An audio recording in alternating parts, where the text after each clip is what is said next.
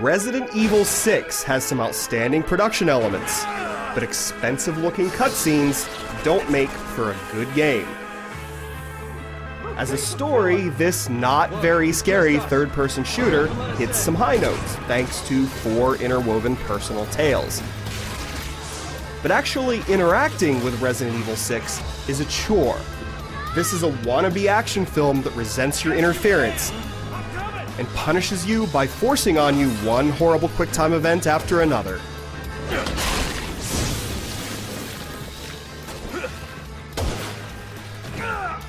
But before we get to the bad, let's look at the good. Resident Evil 6 is made up of 4 campaigns, 3 of which focus on a pair of characters. There's Leon Kennedy and newcomer Helena Harper in the campaign that's most reminiscent of previous Resident Evil games.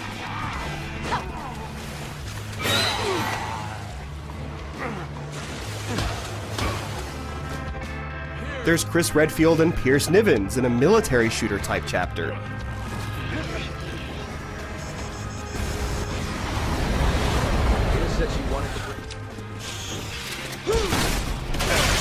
Jake Muller and Sherry Birkin's campaign is mostly about scripted set pieces and lots of running.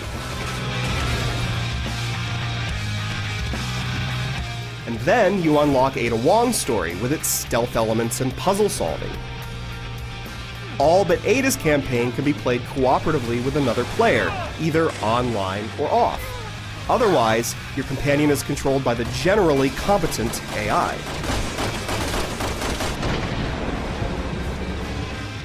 The story doesn't provide a very memorable villain, but the 4 intertwining tales make it easy to get caught up in the mystery.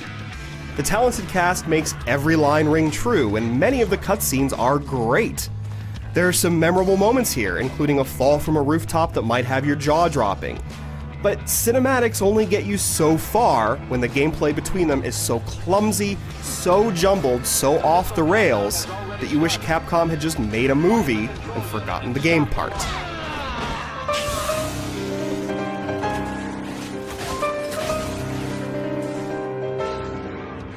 The prelude introduces you to the gameplay basics and also serves as a warning of what's to come.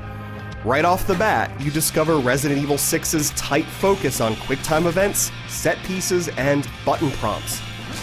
There is lots of stick wiggling and button hammering, and some of these events require superhuman jiggling speeds. This just gets better and better. In a typical 5-minute stretch, you might watch a cutscene, walk for 5 seconds, trigger another cutscene, open a door, perform a QuickTime event, view another cutscene, shoot some infected freaks, and then do nothing while you wait for your co-op partner to finish some task or another before you can continue. Roger. Roger. The camera follows suit, changing position all the time, regardless of whether it's actually best for the gameplay. And don't forget the unavoidable gotcha deaths, where a vehicle comes barreling through the level, or an avalanche drops snow on you. If you're in the wrong place at the wrong time, there's not a whole lot you can do to avoid that stuff. You're just gonna have to do it again. Furthermore, there are so many scripted set pieces with limited interactivity that they disrupt the gameplay. You're constantly running towards the camera to escape from something. Run! Son of a bitch, he's strong! Or encountering button prompts when you just want to handle the situation your own way. Resident Evil 6 yanks control from you all the time and forces you to stare at something dramatic, even when you're in the middle of shooting. Smart games have you press a button to look at stuff like that, or just let it happen.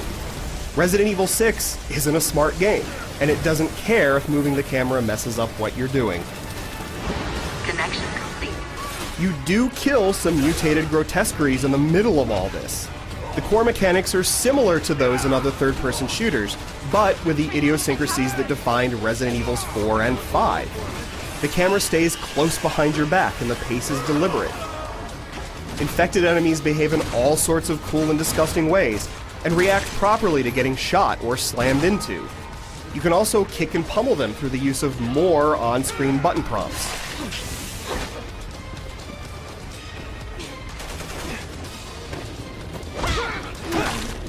If you find the deliberate action appealing, you can devote some time to the returning mercenaries mode, in which you and a buddy off as many enemies as you can before the clock ticks down to 0.